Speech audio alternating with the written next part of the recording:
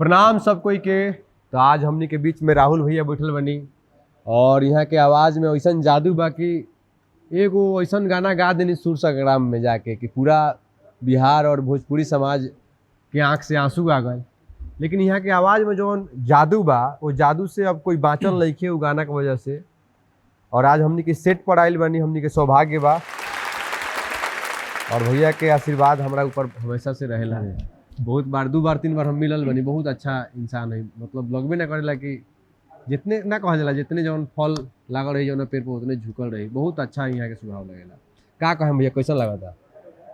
सबसे पहले तो जेपी यादव शो के बहुत बहुत धन्यवाद। और इतना खुशी होता कि हम बता नहीं सकता। और घर जीवन हमारे विकास भैया को भी दिल से प्रणाम, जेकर आशीर्वाद हमारे ऊपर एक बेटा भाई की तरह मिलता है। अब बहुत अच्छा लगा था ऐसे कि आज बिहार में फर्स्ट टाइम कुछ इस तरीका के काम होता जो उनके हमने बिहार के लोग के बहुत ज़रूरत रहे। जैसे कि वो कपिल शो आवत रहे, सब ओकरा के देखत रहे, लेकिन अब जेपी शो के लोग देखी ये हमने के बहुत प्रतीक्षा रहे।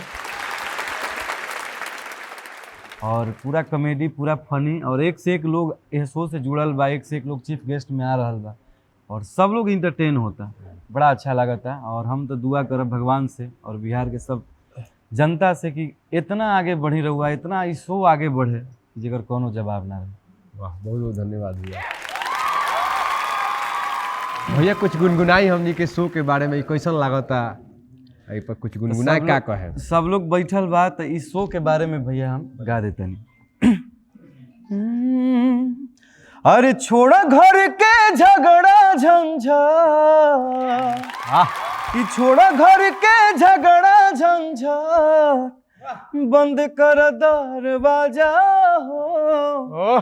कि छोड़ा घर के झगड़ा झंझट, बंद कर दरवाजा हो।